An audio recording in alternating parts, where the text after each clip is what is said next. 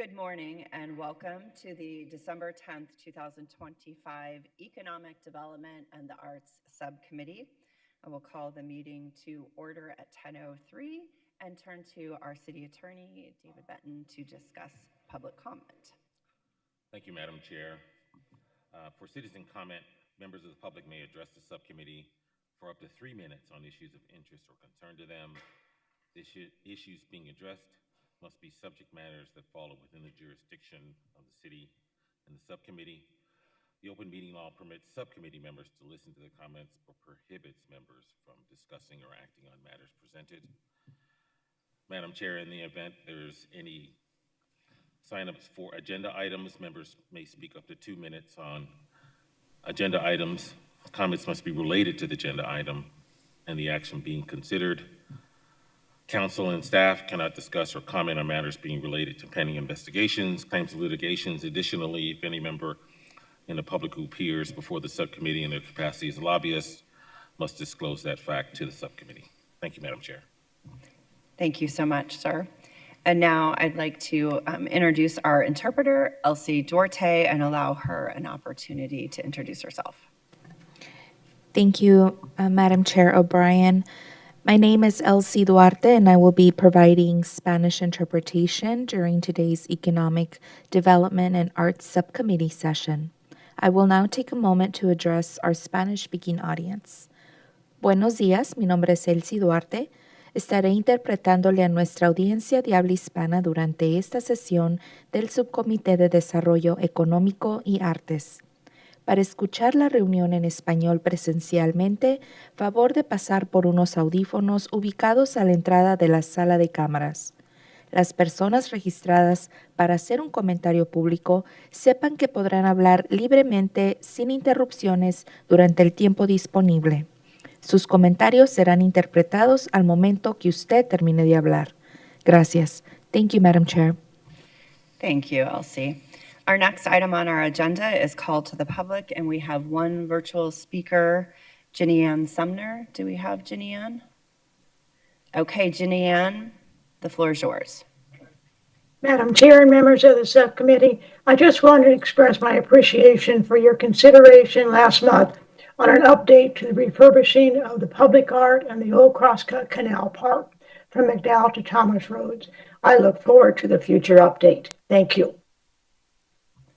Thank you so much, Ginny Ann, for your testimony.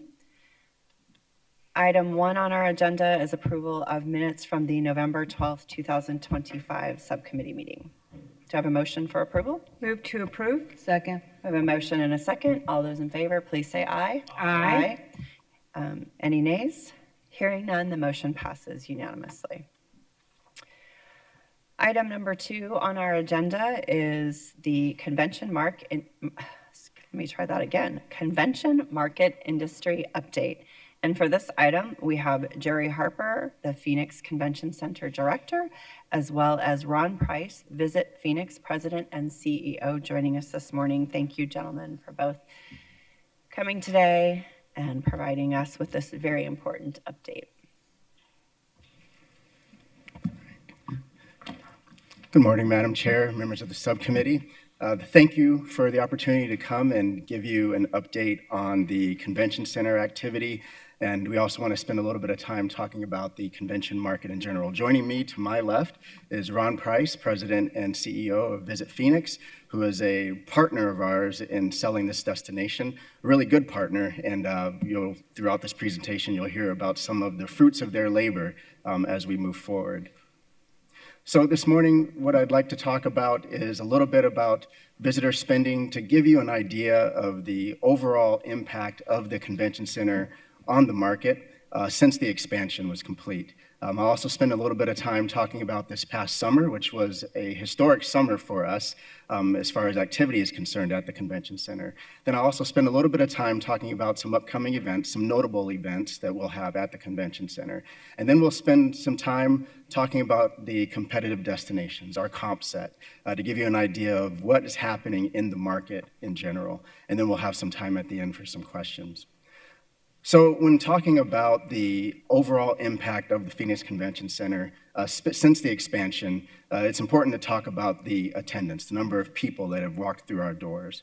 Just to give you some brief background on the history, the convention center expanded with the final phase of the expansion being complete in 2009, and that resulted in a tripling of the convention center's space.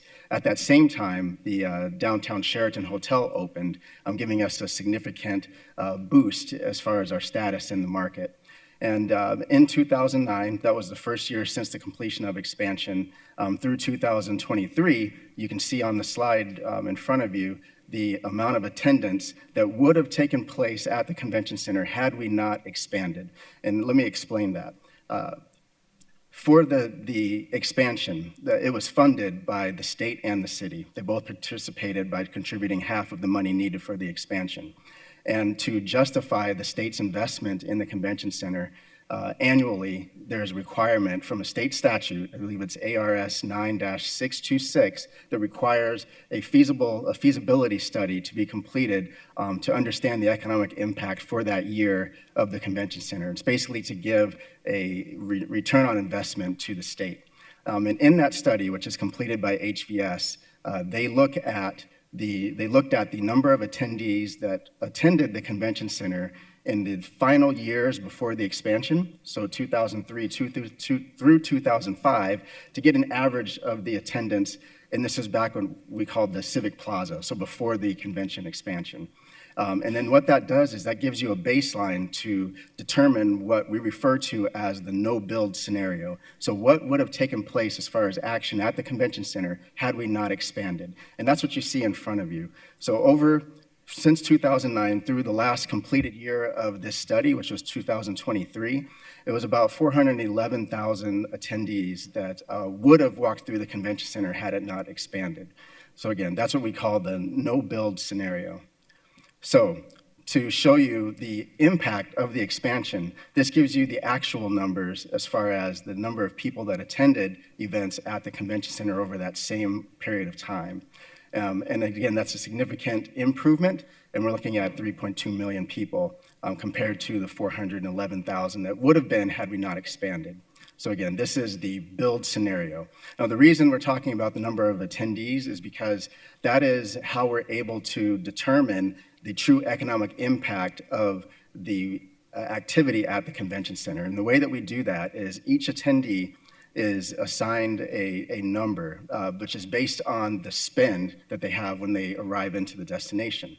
And that includes money that's spent on hotels, food and beverage, entertainment, transportation while they're in the destination, and that number is $1,428. So when you apply that to each of the individuals that walked through those doors, that gives you the economic impact. So going back to the no-build scenario, again, with the 411,000 attendees, that would have resulted in $587 million of economic impact over that period of time. Now, to show you, again, the economic impact that the expansion resulted in, over roughly that same period of time, we're looking at $5.2 billion of economic impact. Significant, and I really think it speaks to the true impact of the expansion. And it really shows the value of the investment that both the city and the state made into the expansion of the convention center. One thing I'd like to do to show you on the slide that you see in front of you is give a little bit of explanation into the peaks and valleys of the economic impact over that period of time. If you look at years 2010 through 2014, that was the first dip, and that's reflective of the Great Recession. Another thing that was called, it was really a perfect storm. So we had the Great Recession, we had what was referred to as the AIG effect. The AIG effect was what was the name that was given to the impact that happened on the industry from corporations that had received government bailouts during the recession and still held conventions in what was deemed resort destinations, which Phoenix is considered a resort destination. There was a lot of public backlash when that happened. So corporations began canceling some of those meetings to avoid that type of scrutiny. And then we also had the adverse impacts of SB 1070, which really painted the destination in a negative light nationally. Now, with the Great Recession happening around 2008, 2009, what you see here is the impact on the industry because just as a reminder, those large events that book conventions, they have a booking window of anywhere from 3 to 5 years. So around that time that the IG effect was happening and everything else that I just mentioned, we also had we had corporations that either stopped booking or just stopped calling. And we felt the effects of that in those subsequent years. We recovered eventually, and then if you see in 2020, we had the impact of the global pandemic. The good news there is you can see in 2022 that we recovered rather quickly from the effects of the pandemic and got us back into what we consider our sweet spot of operation. So this gives you an idea of the success of the convention center since the expansion and quantifies it in the number when it comes to economic impact. Now I'd like to spend some time talking about this past summer.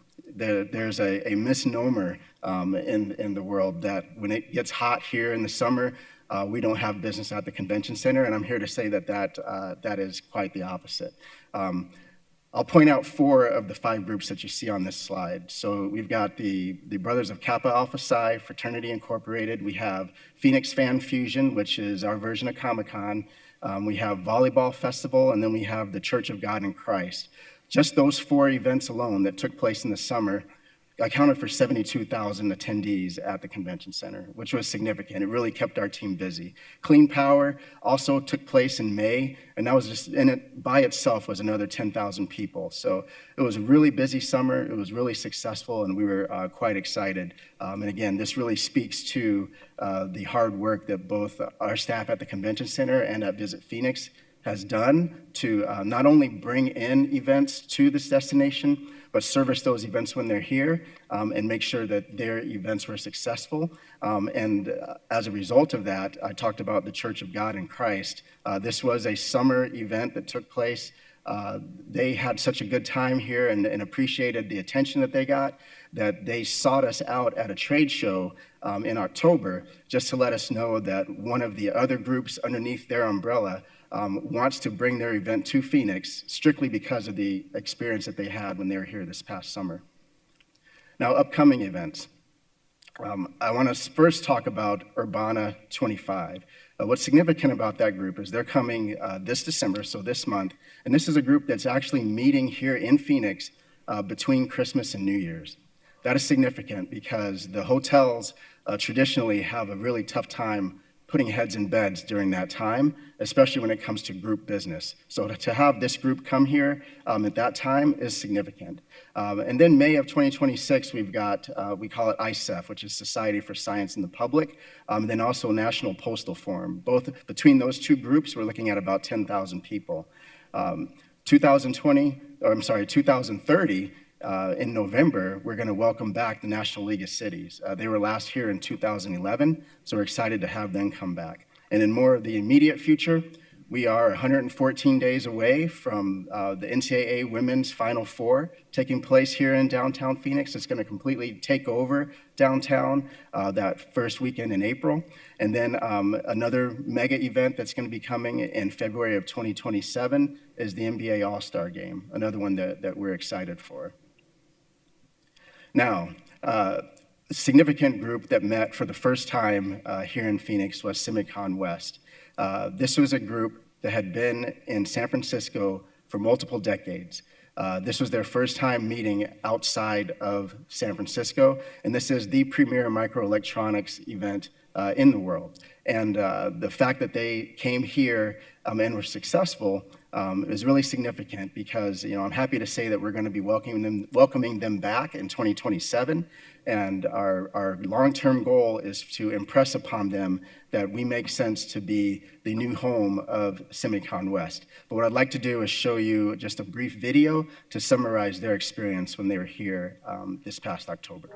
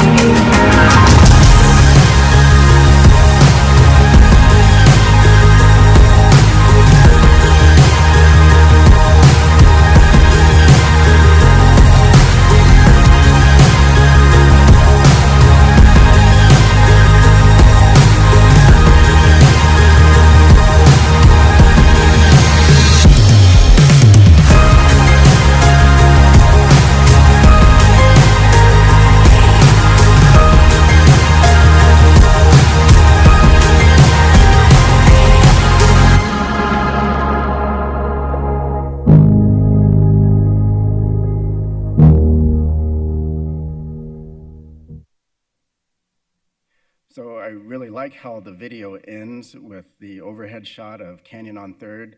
That is a outdoor venue destination that we have at the convention center between our west and north buildings. I call that out specifically because it has really generated a lot of excitement about this destination.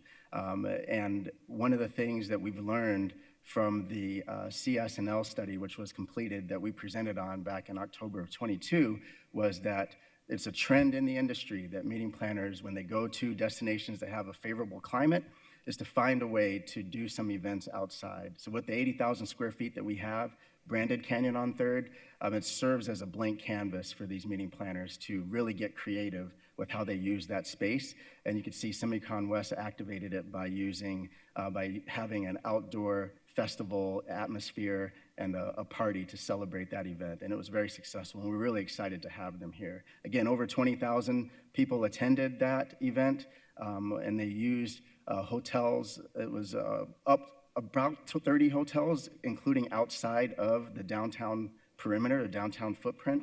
Another thing that's significant is we had visitors from over 52 countries come to SemiCon West. And another thing I wanted to point out was that's significant when I was speaking about SemiCon West being excited about bringing their event here to Phoenix. Again, this event had been in San Francisco for a very long time. The last time that they were in San Francisco in 2024, they had 600 attendees from California attend that event. When they were here in 2025, they had 5,700 attendees from Arizona attend their event. So there was a lot of excitement, not just from us in the industry, but from people in the semiconductor world that are relocating as we speak to this destination. So that was significant, and we were very excited for that to be the case. I talked about the hotels, and we'll admit this is something that, in some instances, leaves us at a competitive disadvantage. This was a very large group. They had to book, again, almost 30 hotels, including outside of the downtown footprint. Some of their hotels were 6.1 miles away from the convention center. While we were able to accommodate, and it was successful for this group, for a lot of industries, for a lot of corporate clients, that is not something that's favorable for them because there's added expense with that. Obviously, having to bus people into town for their events, and they like the idea of keeping what we always call a compact footprint. So this was something that we did work through, but it is something that we're keeping close eyes on, as we move forward. So I'm going to turn it over to Ron Price, and what he's going to do is talk a little bit about the competitive destinations. Thank you, Jerry. Appreciate it. And Madam Chair and members of the subcommittee, thank you for letting me be here today and talk a little bit about this. Before I get started, just know that, Jerry, the team, the city, we have a jewel with our convention center. And we're regarded as a top 10 convention destination in the U.S., as we are on the leisure side. But as the landscape continues to change, and I think SemiCon is a great example of that, we've become a destination that more and more of these large conventions are wanting to be, calling home. So as we start looking around the country and look at our current assets we have here, it's incredible to see what other destinations are doing. What we've done here is pulled up a couple of comp cities that we compete with on the daily basis that going after these large conventions. Dallas is completing a $3.7, closer to $4 billion convention center expansion. What's unique about Dallas is they have completely torn down their existing convention center and rebuilding it from scratch. That's amazing. You think of I would think Dallas is I think number 5 in the country, number 4 or 5 as far as convention business. So they're making a major commitment to rebuild for the future. San Antonio just announced that they are also in the process of adding to their downtown. You may have saw they're bringing their NBA team back to downtown, building an arena there. They're expanding their convention center there, $1.5 billion expansion. Austin is taking the lead of what Dallas has done, tearing down their convention center completely, reformatting it so they can actually grow the size of business that goes into Austin. And Houston continues to expand their footprint in downtown Houston, a $2 billion convention center expansion. On the heels of this, they're also adding, yep. Ron, we have a question from Councilwoman Stark. Yeah. I find it interesting about Houston. I actually was in Houston about 8 years ago for a ULI event. I was a judge for some of the development in the Houston area, and they had just completed the convention expansion 8 years ago, and already they've done another one. They're doing another one. And so with that, and this is where it gets competitive. When you start looking at the landscape of cities that go after these large conventions, it is imperative for them as they start adding more hotels and more meeting space. You'll see there's only a handful of cities in the U.S. that can really hold these type of conventions, right?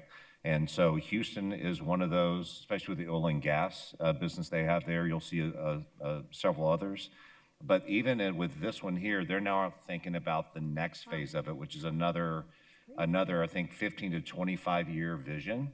I think it's Highway 59 that's elevated right outside the convention center. They're looking at lowering that and going below grade and creating kind of like what we have, a deck park over that to even give them room for the next expansion.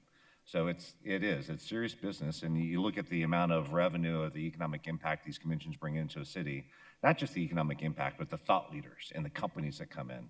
So they see this as a wonderful opportunity, as we do, to bring in those future companies to find out they love the place and then hopefully want to relocate their business there. On the next slide, we start looking into some of the other places around the U.S. Obviously, Los Angeles has been a big conversation for many, many years. With the Olympics coming in here very shortly, looking to finish their expansion project.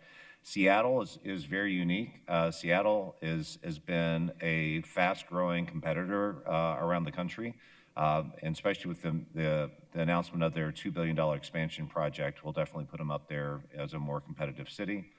New Orleans will continue to expand. New Orleans has one of the largest convention centers in the U.S., and you can see they're getting up to 3 million square feet of meeting space. And then Denver completed their expansion in 2023, and they're already starting to talk about the next phase of their expansion now.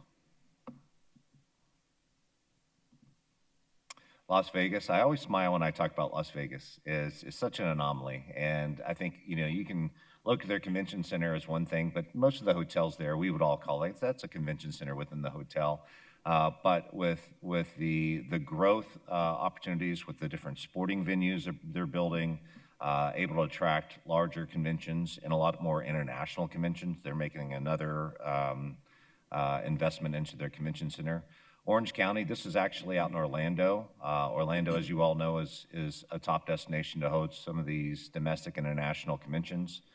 Is also expanding 7 million square feet in Orlando. So it puts it in par with some of the other large cities out there that we talked about, and that can host some of these larger ones.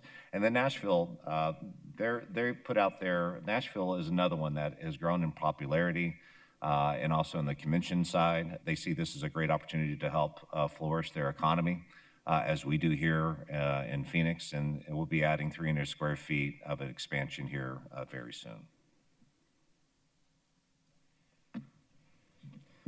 Okay, thank you, Ron. So wanted to talk a little bit about lost business. So I mentioned earlier when we were talking about Semicon West and how they had to book outside of the downtown footprint when it came to their hotel needs. Visit Phoenix works really hard to track all of the leads that we get for business, and they also track any business that was lost and why it was lost. And they specifically can find out and tally up the amount of business that was lost specifically because of the lack of hotel rooms in downtown. And as you can see, we looked at a time frame from 2021 to 2025, and we're looking at 276 meetings and conventions that were deemed lost business strictly because of the lack of hotel rooms. So that's 977,000 attendees that we could have had the business not been turned lost. And you can see the impact of that as far as the lost potential revenue from that lost business. This gives you an idea of what I just explained, gives you a visual of that. And you can see in the years, I mentioned to 2025, but you can see looking at future years, because keep in mind, we book business ahead of time, or business 3 to 5 years in advance. And we actually do have some business that's booked in 2020 or 2035. That's the farthest out that we've got right now. But you can see that we've even got business that's been deemed lost in 2034. And as you can see in the graphic, everything that is Finish your sentence, and then I have a question. Everything that is to the right of 2026, it's going to go up as we start to work with more groups. Okay. I want to talk a little bit about the previous slide with the lost business and hotels and convention centers. I know that one of the complaints I heard, it was the only, I shouldn't say one of, it was the only complaint I heard from folks from Semicon West who were incredibly happy to be here and had a great time, but was that their hotels, some of them, their hotels were too far away. And I know that in some other destinations, they have connected hotels, right? Phoenix, do we have that here? We don't have a hotel that's connected to the convention center, no. And does that contribute ever to lost business? Well, we know that that's something that would be attractive to meeting planners. Meeting planners spend a lot of time developing the curriculum for their attendees. And what they want to do is make sure that it's as easy as possible for their attendees to get to the destination. And anytime that you've got a hotel that's physically attached to the convention center, that allows for that ease of operation. Houston, for example, is one of those destinations that has a hotel physically attached to their convention center. And what's interesting about Houston is it's very similar. Their downtown is very similar to ours. Their convention center is in close proximity to 2 sports venues, just like we are. And they have outdoor space. They have an area just in front of their convention center that they activate just as we do for Canyon on 3rd. Another city that I know, it's not in our competitive set, but Columbus, for example, has a number of hotels that are physically connected to their convention center. As you might recall, when we presented the findings from the CSNL study about the convention market here in Phoenix, of the 3 recommendations, one of which was to explore the idea of an entertainment district, another was to bring in additional hotel rooms into downtown, another one was to look at expanding the convention center in the next 6 to 10 years. When we went through that exercise to come up with a conceptual master plan that was presented to City Council, part of that master plan did show an 800 to 1,200 room hotel physically connected to what could be a new South building. And can you just remind me, in that study, approximately how many more hotel rooms do we need to help attract some of this business that we're losing? Is it that 800 to 1,200, or do we need more on top of that? The 800 to 1,200 was the recommendation from CSNL, and their recommendation was based off of demand from the development community as well as the market demand. But if you speak to my team at the convention center, and especially Ron's team at Visit Phoenix, they would say that we do need more than that. Yeah, and if you go back and look at CSNL, I believe the city initiated that study in 2019. We updated it here recently. Things have changed. Semicon is a great example of that. Our popularity has continued to grow, so demand for these larger conventions has continued to grow. So our team would tell you we could use a lot more than 1,200 rooms. And I think that's where we'll continue to see the growth. Even as we start, talking about the next major event that we'll host here, that's a big criteria because these other cities are looking at have that tighter footprint of walkability from their hotel to the actual venues. And so that is something the CSNL study talks about. They run it in different halos or rings away from the convention center. That's where we're lacking in downtown. And the good news right now for what we have, we're running at an optimal level. In fact, we get in a situation where I think we have one of the highest occupancies of a convention center in the country, which makes it very hard for us to add more meetings in there. So as we think about the expansion of the convention center, the expansion of adding more hotel rooms is going to be vitally important. Okay, and I think Councilman Robinson also has questions to this point. Okay, thank you, Madam Chair. Actually, first as a comment, I think you guys know I was in Taiwan recently, and the fact that there is now that direct flight from Taipei to Phoenix. We were meeting with the C-suite folks from China Airlines, and they talked specifically about 2027 and coming back for SemiCon. So that was a real big deal to them. And you answered one of my questions with regard to the lost business slide, Jerry. But Ron, I think this question is for you. When we look at competitive destinations on slide 13, and they don't necessarily have to go to it, I'm looking at the amount of square feet that has been added to some of these convention centers. And I think I know the answer, but I don't know, why is there such a discrepancy between LA and New Orleans? You know, New Orleans added 3 times the square feet at, you know, and LA's price is 3 times the price. I'm sure it's because it was LA. Yeah. But is there something we need to be putting into these convention centers as we move ahead? Or, you know, is that the difference we're seeing in the price tags? Yeah, Councilman Robinson, that's a great question. And we get this question a lot when we put these slides up and people point out, well, they're investing this much and getting this much square feet. A lot of it is when you look at what New Orleans is building, they're building more of expo space, which is less expensive than finished out ballroom space, multiple levels.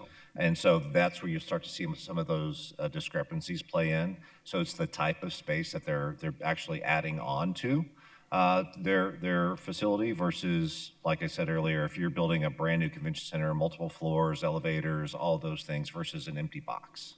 Okay, that's perfect. And I'm sure, absolutely to your point, LA may be a little bit more expensive to build in than New Orleans. And, you know, the last comment I'll make is interesting about the type of business that we're missing out on. And Jerry, you hit on it on that last slide with lost business. I was at a conference with my wife not too long ago. It was an AMA conference, American Medical Association, and they were plotting out where they were going for their future businesses. And they want to come to Phoenix. It's really interesting because they do theirs in their latter part of the year. It's the weather. They hate going back to Boston and places like that. And the comment was openly made that there just wasn't enough space in and around the convention center to house their attendees, which clearly is our issue.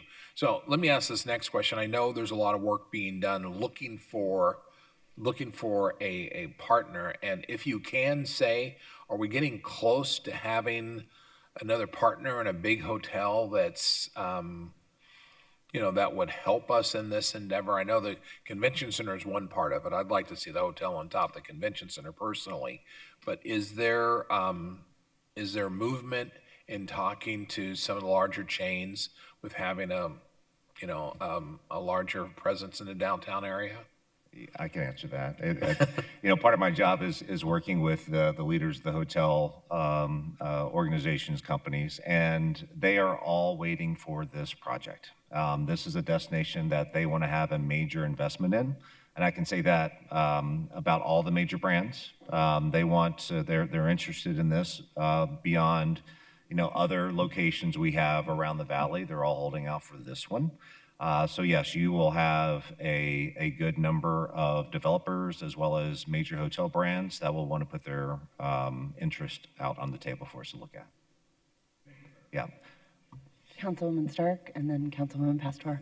Yeah, I have a question. So about 10 years ago, the National Planning Association held their conference here. I happened to be the president of the local chapter, so I got to be the host. And we actually had an issue with hotel rooms because there were other smaller conferences going on. So the Renaissance was taken, and some of our attendees had to hit the light rail and go further north. How do you coordinate with the hotels that may be having other conferences going on? It wasn't too bad for us. I mean, our conference was only about 5,000, which is still a pretty good number, but I know it's smaller than a lot you have.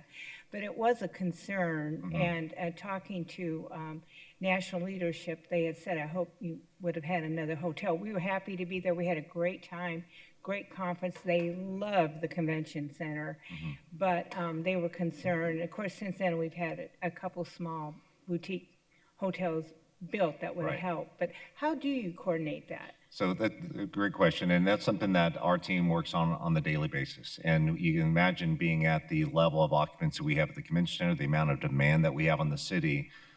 We like to get to playing Tetris, right? So we're always working and moving and shifting groups around, but that is a result of just the number of hotel rooms we have downtown. And so when you have an attractive destination, as we do, we at Visit Phoenix are always looking on filling the convention center, bringing new conventions in, but the hotels are doing the same thing. And so we work with them on the daily basis, and we identify open windows to target of space and date availability and go after these large events. But we do run into this from time to time, and quite often where we have to start pulling hotel blocks from multiple hotels just to fulfill the number of rooms needed. So that's probably why we've heard over and over most for us is we need more convention caliber hotel rooms downtown. Yeah. Councilwoman Pastor? Thank you, Vice Mayor. I actually want to go back to the competitive destinations. Out of all those hotels in the competitive destination area, which ones are considered a top tier destination? So top tier, let's go back to the Houston one first. When you start looking at the ones that we compete with on a daily basis, that's what we try to put up here. Councilwoman Pastor, is the ones that we compete with on the regular. You can see these are a lot of cities in the warmer destination climates. Dallas, Houston is one of the two top in the state of Texas. San Antonio is a very popular destination that we compete with. The thing with San Antonio is their ability to get in and out of the city through their airport is a little bit, it's not as attractive as the other two cities. Austin is, as we've all seen Austin change over the last decade or more. I remember living in San Antonio when Austin was a place you did want to be, and now good luck getting in, right? And so they have turned into that. If you go into the next slide. Seattle, out of this one, is one that is up and coming. The others we compete with on the regular basis. And you'll find at the end of the day, there's probably a good top 20, 25 cities that are known for convention destinations. As you start peeling it back and like, what are the ones that the size we have that we're competing against? It's going to be, Los Angeles, New Orleans, Denver, and the next slide. Las Vegas being the anomaly, they're going to get a lot of the meetings, and obviously Orlando. Nashville, we're keeping our eye on. I'm sure you are. Yes. And so the reason why I'm asking that, I've been to Nashville, Vegas, Atlanta's not on here, and Kansas City. And all those convention centers, for whatever reason, has had an expansion and probably now going to expand even further. But in addition to that, they all had hotels connected to the convention center. Yeah. And in particularly, I went to Kansas City in the winter, and it was snowing at that time. And I happened to be at a hotel that was disconnected from the convention center, but I was close enough to jump in order to be warm and be able to move through the convention center. So I think it's important as we're having this conversation that we're not siloing our convention center and hotel. I think it has to go together in order to make the largest impact and economic decision for the city. I would say our convention center is the space that we have in downtown is one of our last biggest assets that we can do. And it's in the hands of us council to figure out what we're going to do for the future in this space and be competitive. The other piece is meeting planners. You talk about meeting planners. Meeting planners, I learned about hotel industry and hospitality industry due to one of my partners in crime, Michael Peterson and Carvaya, who came from the hotel industry after 30 years. And he was the one who taught me the economic engine of our downtown and our convention center, and how the hotel industry works with the convention center in order to move people within our city, and in particular downtown. And he taught me the value of this space, because I didn't understand it when I first entered, and then I learned it really quick and understood it. And he would talk about, to me, the top tiers. Yeah. And he would go to compete to bring those conventions to Phoenix through the Marriott. And so I learned so much, and this is how much I appreciate the fact of the hotel industry and the hospitality industry and the convention center and the synergy that happens that brings economic development. My second question is, I noticed that this is for information and discussion. Will this come back for do we approve, or what is it that we need to do in order to continue to move forward in progress? And I don't know who that goes to. Well, so Madam Chair, Councilwoman Pastor, we wanted to present information to this subcommittee just to give you an idea of where we stand in this industry. It's hard for me to say this, but our West building is about to be 20 years old. That building, to me, I've been with the city for a while, it still feels like and looks like the new building. And, that's truly a testament to our facility and maintenance staff that keep the building up, and we still get a lot of good feedback from our attendees. But the truth of the matter is that building is almost 2 decades old. And I believe that the investment that was made by the city and council at the time in the convention center to expand that convention center, again, over 20 years ago, was a sound decision. And that moved the convention center from being called the Civic Plaza to the Phoenix Convention Center, and it got us a seat at the table. And I think now we're in a unique position, to where we can move forward closer to the head of that table. And I think that what we wanted to do was really just make sure that this subcommittee had the information to then make a decision as to what makes the most sense for the city going forward. And any sort of recommendation, we would be happy to come back with more information if that is needed. But we are prepared to act on the recommendations and advice from the council. Okay, I have 2 more questions. Yes, ma'am. Are we still considered a top tier, or were we ever considered a top tier? We are a top tier destination, and I think that is I would not say that for a decade or 2 back. We may have been a secondary or tertiary city. I don't think ever a tertiary, but when it comes to where we are today, we are a top tier destination, especially as we continue to grow as an international destination.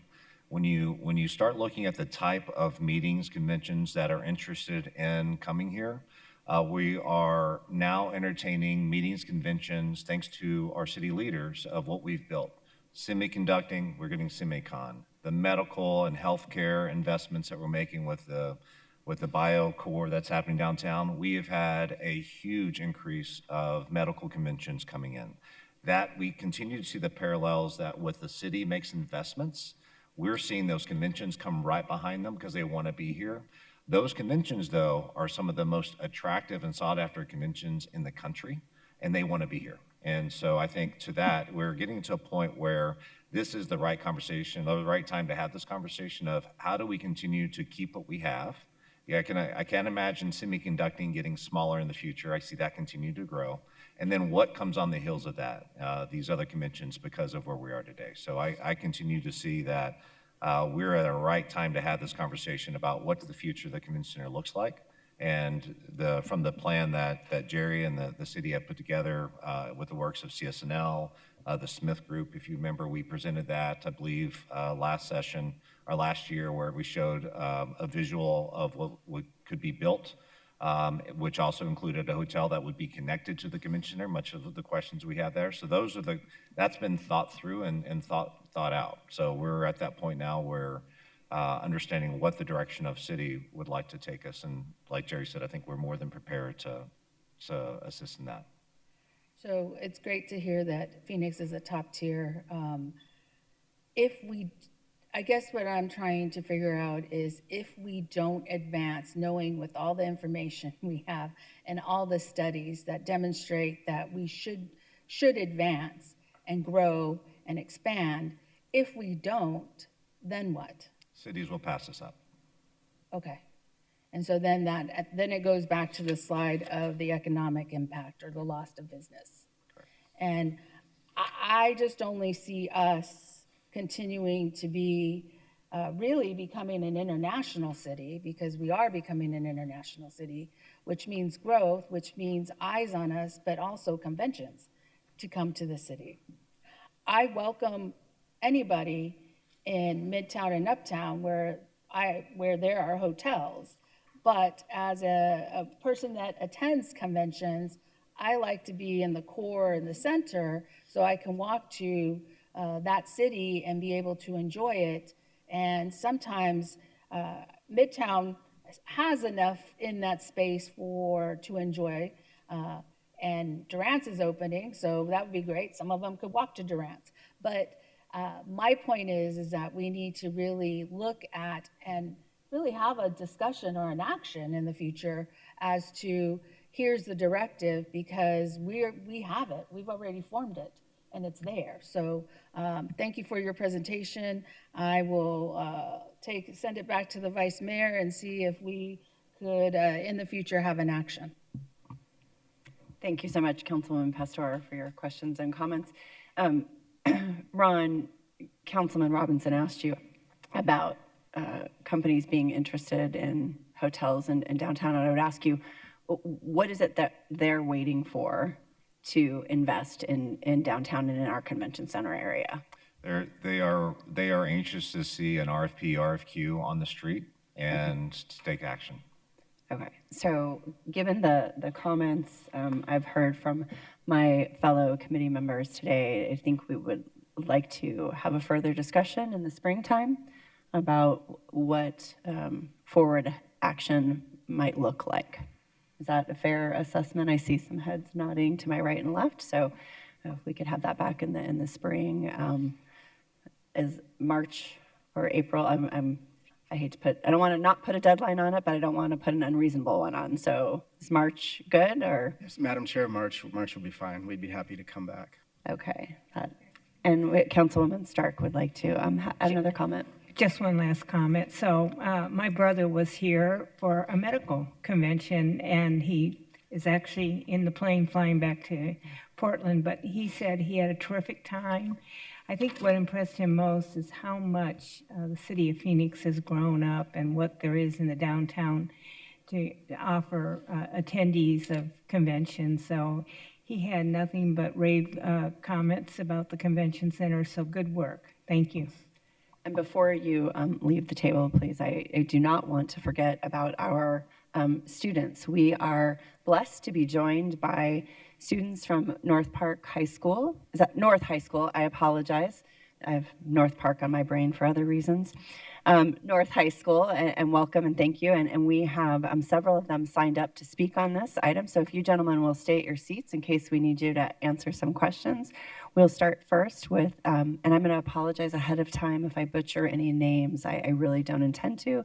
Derek Amador, would you please come to the podium and state your name for the record, and then you'll have 2 minutes to speak on the item. Hello, Yes, we can hear you now. Sorry. Hello, my name is Derek Amador. I just want to thank you for inviting my school.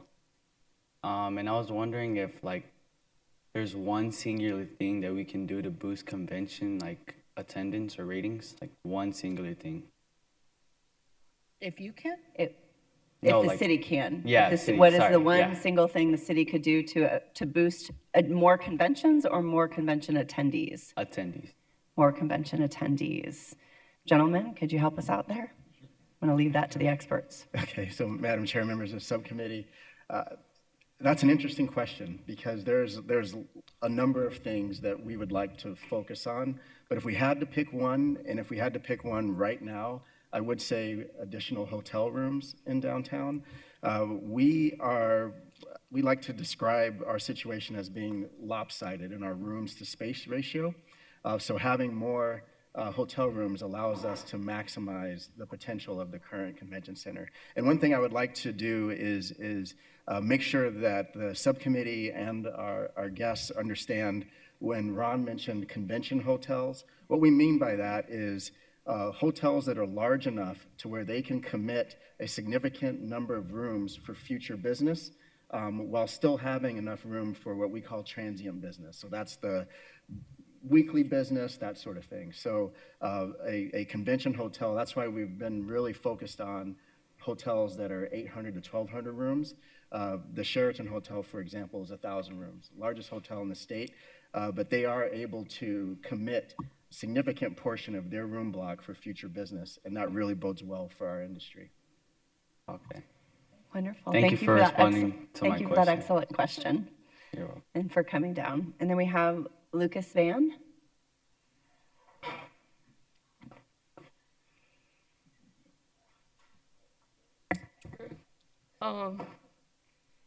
Thank you for having me. My question is like, what's your plan? You mentioned all like the competition, especially in Texas and stuff. And I was wondering, like, what's your plan to keep up with them? Like, I know you talked a lot about hotels, but I feel like I don't know much, but you could be doing like hotels and like there's different like draws to get people in rather than like some city in Texas. I feel like, I don't know, I feel like just what's your plan to like be better than the other convention centers? Thank you for your question, gentlemen. No, I think that's a great question. And if you're curious about that, you may have a future in planning. And so city planning. So when you think about what draws people in, just think about when you travel. What are things that excite you when you go to a city? So think of like the restaurants, the attractions, the museums. Those are all very important. Those are the type of things we look at when we start thinking about what makes a city a place where you want to stay longer. And so we have a strategy where we bring people in. Our goal is, as we look to attract new attractions, Science Center is a great example of that. They just introduced a state-of-the-art dome there that's like the Sphere in Vegas. We think it's nicer, it's more intimate. But that would make me want to stay one more day when I go to the convention and see that. And so what we do is we try to find as many of those attractors as possible to be able to sell to the travelers to say, you may want to stay one more day. You may want to stay one more day and go hike Camelback Mountain. You may want to go stay one more day and go play golf or go to Salt River. And so those are the type of things that we think about every single day. How do we build the very best city that we can build that our citizens are excited to live in, the visitors can't wait to come check it out? Great question. Thank you so much. Did you have any more or are you good? No, I'm good. Thank you. Wonderful. Thank you for that great question. Our next speaker is Angelina Reyes.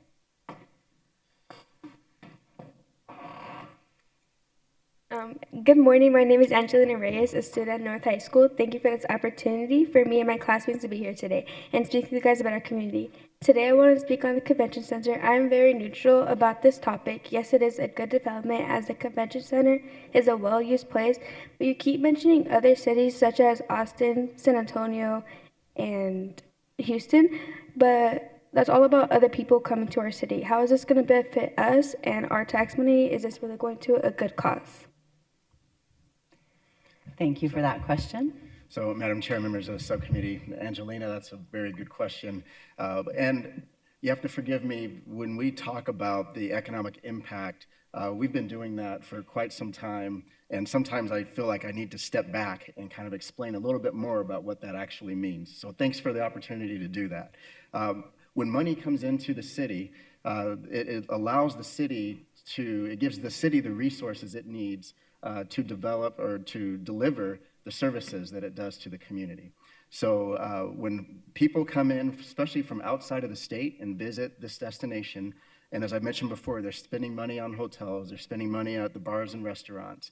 That tax money goes into the city's coffers, and it allows the city the flexibility to deliver on its promises to the citizens, and allows the delivery of services to take place seamlessly. So the more money that we're able to bring in, the more that we're able to give to that general fund that gives our other partner departments within the city the resources that they need to be successful. So does that answer your question? Yes, thank you. Thank you. Thank you for your question. That was a very excellent one. I think that we forget because we're so close to it. We use those tax dollars to pay for our parks and our library and our fire department and our police department and streets. And so it's a very important topic. Our next speaker is Marcos Hernandez.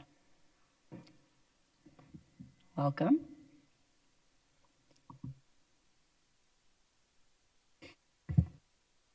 How many jobs would these new hotels create? How many jobs will the new hotels create? Yeah.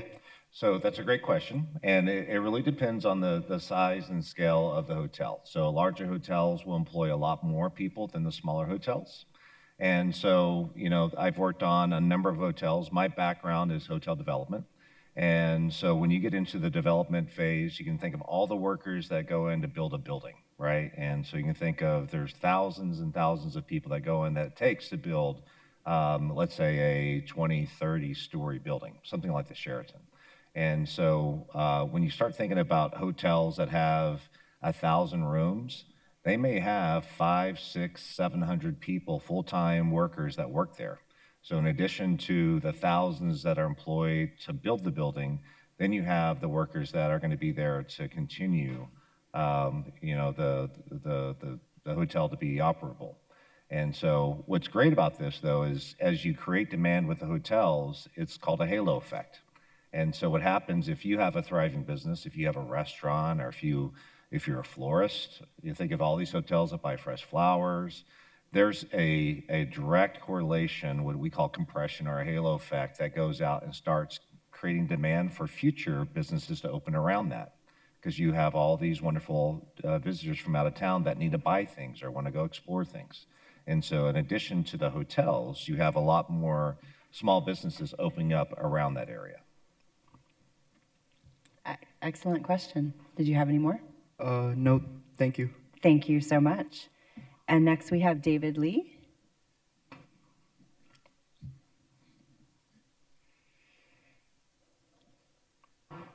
Hello, my name is David Lee, and thank you for inviting me and my classmates to this meeting. I have a question. So, based on what you're talking about, what do you plan on building more hotels and rooms for these buildings?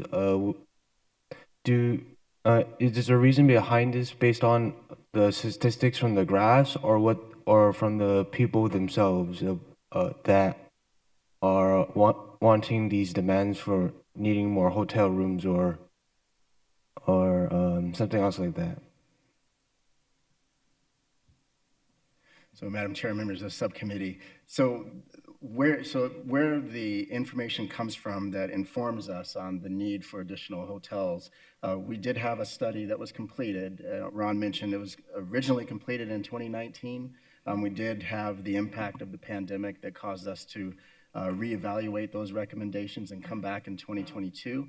But it was in that study when it was identified that we do have a need for additional hotels in downtown. You know, a lot of the examples that we used earlier kind of speak to the benefits of having more hotels for us specifically in this destination.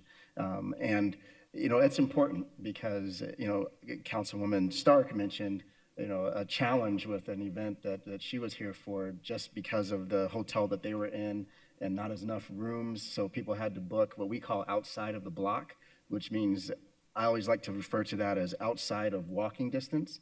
So if you think of walking distance as like a quarter mile from the convention center, anything outside of that will be determined as outside the block. And, you know, that just puts us at a competitive disadvantage when it comes to some of these other cities that we talked about as our competitive cities. So additional hotels would close that gap between us and our competitive cities and really put us in a position where we're more top of mind with these meeting planners as they're looking at other destinations. So does that answer your question? Yes, thank you. Yes, that's an excellent question. We do try to make sure we make our decisions based on data and facts. Thank you.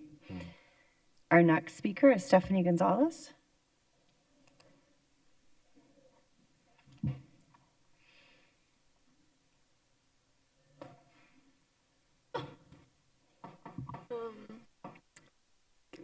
Okay, hello, my name is Stephanie. My question for you guys is there any properties that you see in the downtown that can be rebuilt for hotels to limit the shortage of the hotels? So, Madam Chair, members of the subcommittee, that's a very good question.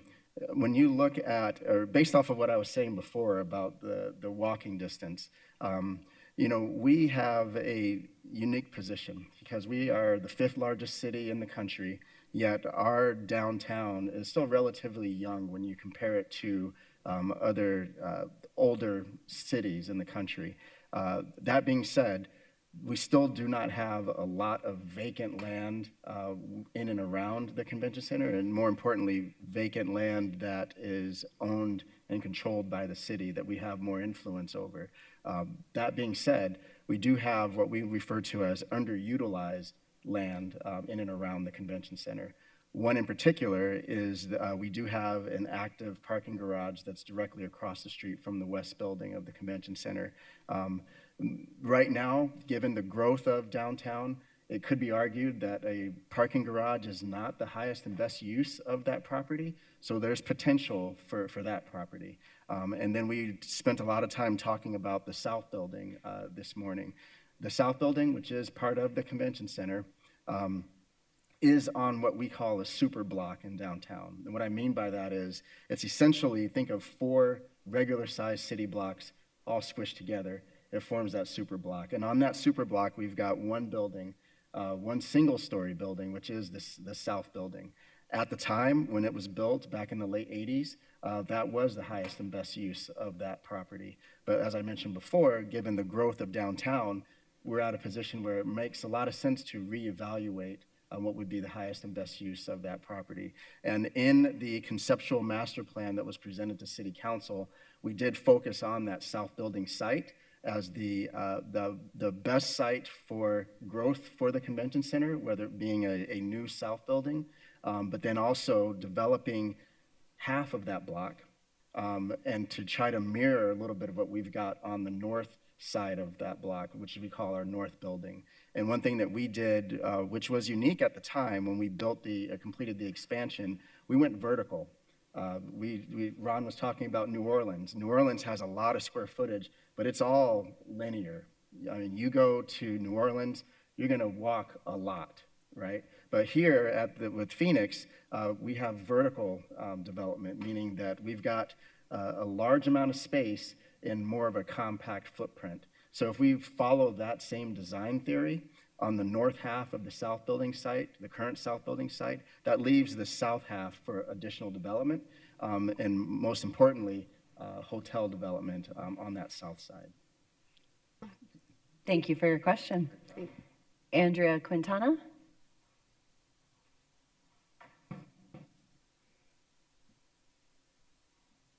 Good morning. Thank you for having me and my classmates here.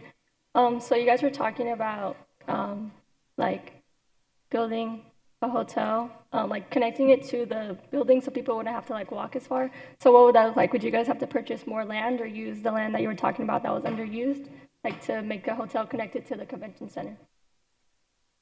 So, Madam Chair, members of the subcommittee, yes, it would be just what I was talking about before, using the existing land that we have. And in that conceptual master plan, it does show a hotel, an 800 to 1,200 room hotel, physically connected to what would be called the new South Building site. One thing that's unique, Ron mentioned the company Smith Group that worked with us to develop that conceptual master plan. My dad was an architect, so I remember him drafting and drawing with a pencil on a paper.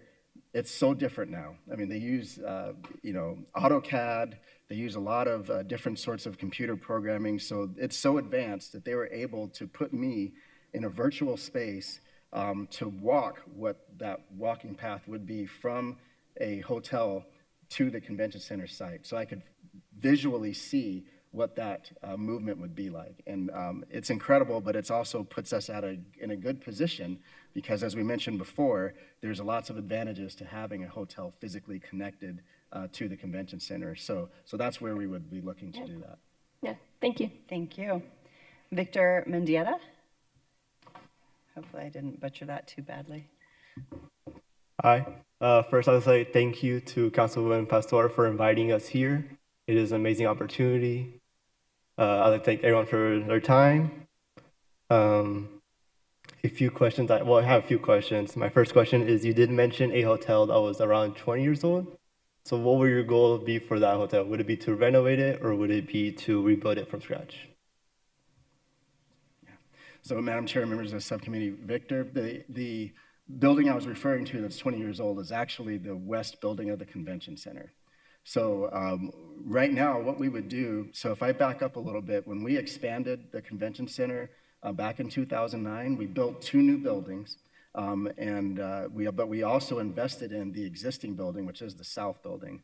So what I mean by that is we applied resources to the fit and finish of that building so that if people were using that building as opposed to the west or the north, the new buildings, inside it would still look and feel the same.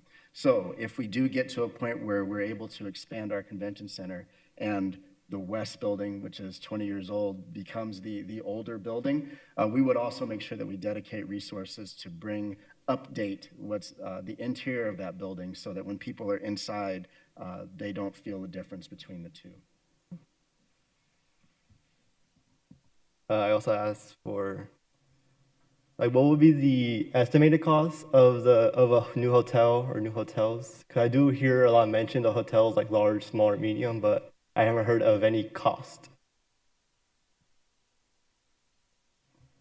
Yeah, so a hotel these days, when you look at the caliber of hotel, an upper upscale, and this is a nice hotel, nice convention hotel, you can go anywhere from $70,000 per room to well over $100,000 per room to build out. So think about that. If you're building a 1,000-room hotel, you could spend over $100,000 per room, or we call keys, to build that hotel. So that's just the hotel piece in the convention or in the meeting space. When you get into a convention center expansion, that's just the building of the continuation of the expansion. That ranges as well, right? And so you can spend on what we're talking about anywhere from $600 million up to $800 million, let's say, on that. And you saw on the slides earlier, some of these cities are investing billions of dollars into their growth. And so, but some of those are tearing theirs down and rebuilding it. It's a great question you're asking because there is a cost that is associated with building these type of facilities. But a hotel for this type of caliber, $100,000 per key is right on par. And then another question, what would be your goal? Like, how many rooms would you like to increase to kind of reach your, how many rooms would you like to have in the future? Oh, that's a great question. In downtown, so you think about, there's a great chart. I don't think we have it, but we talking about how we use data for all of our decisions. There is a chart that we look at that shows all of our major competitor cities and how many hotel rooms they have within a half-mile radius of their convention center. Now, some of these cities have a lot of hotels around their convention center. And so I forget where we are. We're like 16th, 17th on the list. But when you start looking at us If I had a magic wand and if I could just wave it, I would want to be at the top of the list and have as many hotels within a walking distance to the convention center. But there's some math involved in that. You know, one of the things we look at is you have to. Jerry spoke earlier about a rooms to space ratio. So there's math that we use to calculate how much meeting space do we have, and how much sleeping rooms or hotel rooms do we have to accommodate that meeting space. And so we would use those formulas to justify how many rooms we need to build now. And so when you look at the number of rooms, the 800 to 1,200 rooms in the last study, our team would say you could probably double that, and we could fill that, you know, fairly quickly. So you're getting closer to, you know, 2,000 rooms or so, a little over that. So a great question, but it all depends on how much meeting space we're going to add, and also what's the demand. We're not going to build a hotel or a lot of hotel rooms if we don't have the demand to fill them, and nor will the hotel owners build it, right? So we have to find that sweet spot in there to justify how many rooms we really want to have in the future. Yeah. All right. 2 more questions. So, like you said, like if you had a magic wand and all the hotel rooms, like, and everything was done with the expansion and everything, how much revenue would that bring to the city of Phoenix? So, Madam Chair, members of the subcommittee, a lot. So if you look at in one of the slides earlier, it talked about the economic impact of the expansion from 2009 to 2024, and that was at $5.2 billion. So, you know, when you look at the amount of revenue that comes in, if we have a good year, when it comes to the number of conventions, we're looking around $300 million that we could say comes in from the convention business of that year. So if you look at, I mean, I can't say that a future expansion would double it, but it would increase it, and it would give us a better chance of hosting what we would deem a large convention, hosting 2 of those at the exact same time.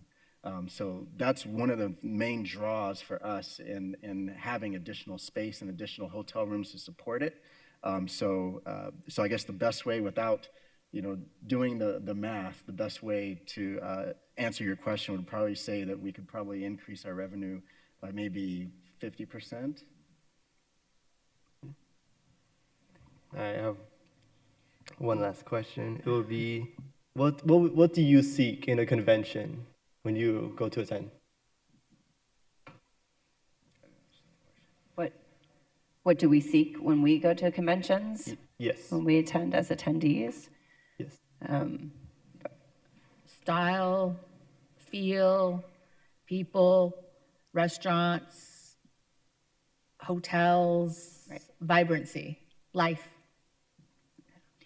And also, I think conventions really are an important way to learn. I was a planner before I retired, and I went to the national planning conferences every year, and I learned a lot. I got to meet a lot of colleagues from throughout the United States. But as a planner, I also was interested in the look and the feel of the city. So I think it's a great experience. If you ever have a chance to attend a conference, you should. Learning and networking, as well as being able to experience another city, is really an awesome experience. So, thank you. It broadens your horizons, just what all my colleagues have said. It gives you a chance to, in a lot of cases, solidify or to ensure that what you're doing is the right thing, because you learn from others, and if they're doing the same things there, you're thinking, oh, or you might pick up an idea from someone else that hasn't been explored here. You can sit there and say, ooh, have we ever considered this, that, or the other thing? Excellent questions. Thank you so much for your time. Thank you. Thank you for your time as well. And we have Liliana Lopez.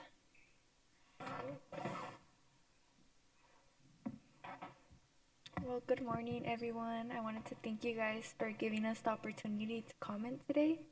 And as a student and a part of the next generation here growing up in Phoenix, I wanted to ask you guys, what plans do you guys have in place for us to support and bring a positive contribution to your center? I'll jump on that one first, if I may. Of course. So I grew up in the hospitality industry, so tourism, travel and tourism. And one thing that I think that we do a really poor job of around just in the U.S. as we talk about our industry is how vast and how broad our industry is. One thing that was said to me early on that has always kept with me is hospitality goes from A to Z. It's from architecture. So think about it. We've just been talking about building facilities, hundreds and hundreds of millions of dollars of investment, employing thousands of people. To Z, think about like zoology and zoologists. We have a great zoo here. You know how that zoo has money to feed their animals? It's by people going through there, visitors going through there. So when you think of tourism, it is such a broad industry.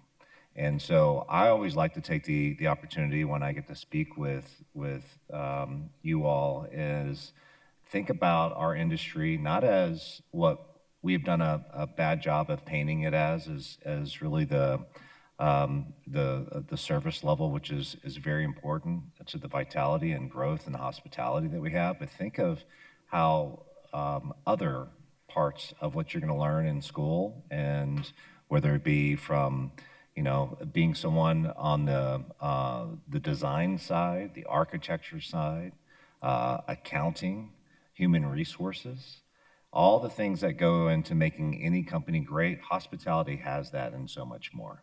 Think of the airlines. Think of autonomous vehicles. We have an incredible company here called Waymo that moves people around without anyone driving. A lot of visitors use that, and they have that mindset when they go out to create this technology. So it's a wonderful industry to explore. And the good thing is people will never stop traveling and never stop exploring. Councilman Robinson and others spoke about what travel and tourism does for us. When we get to travel, we get to explore the cities. And if we travel internationally, we get to explore other cultures. And what I love about that, that's the best education that any of us could ever sign up for. Understanding how similar we all are around the country, around the world. And you only get to do that when you travel. So those are the fun things I love to talk about as my little, 2-minute pitch as to look at our industry, look at it through those lenses of all the wonderful things you can do that get to touch and service the travel industry. Thank you for your question. Very good answer. And last but not least, we have Alejandro, is it Guizar? Again, I apologize.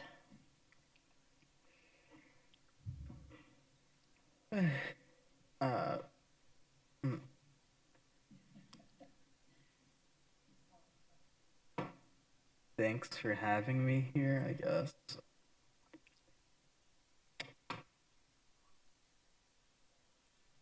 I have nothing.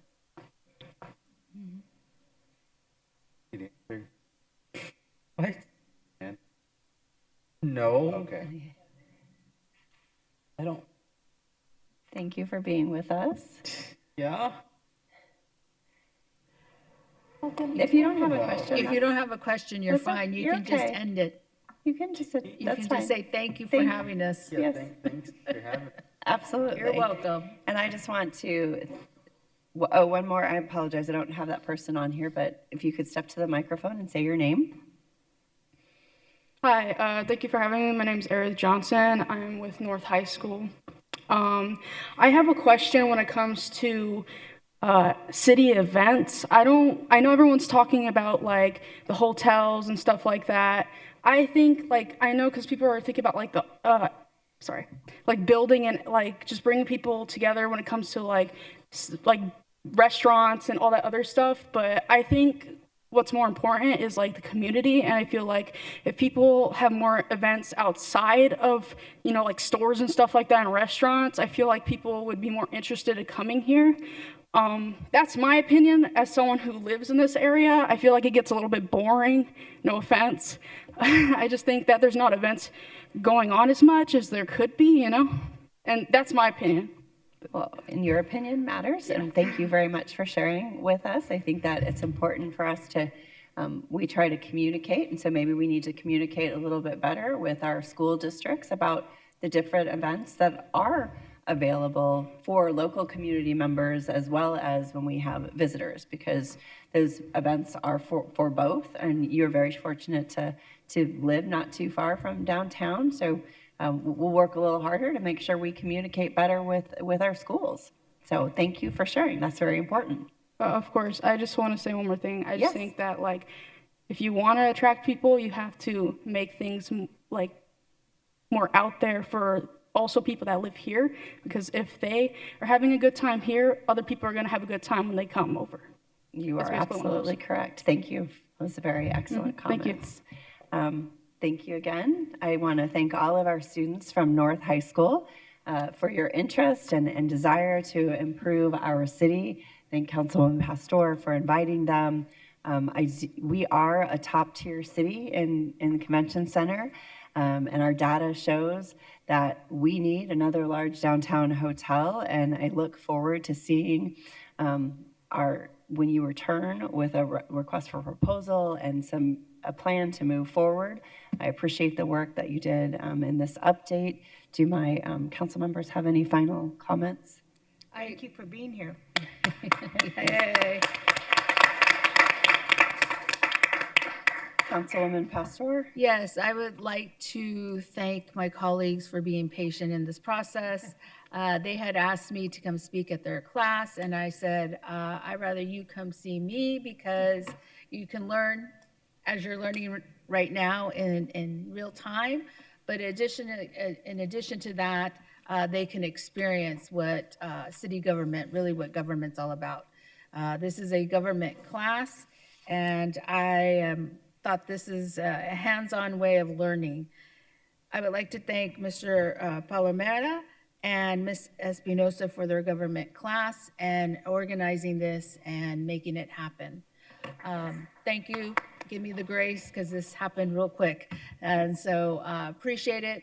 And I think we did have a great conversation in the space of you're hearing from young students that live in this community, but then are going to become adults and what they want to see within their community. I agree we need more events in the sense of we have events around big things, but we need more local events in the downtown area. That costs money, and so we have to figure out who will sponsor those events.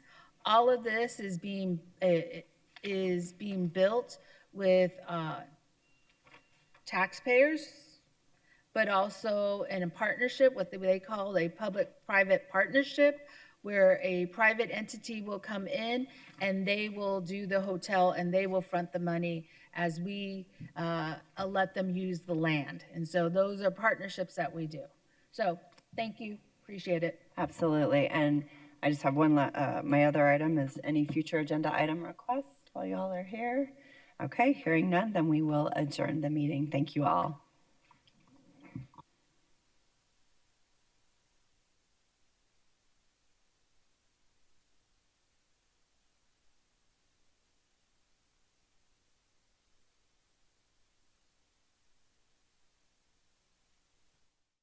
Tractor helps us eliminate a lot of the manual labor with weeding. So this tractor is made specifically to mechanically weed, and it has reduced our labor costs, increased our yields,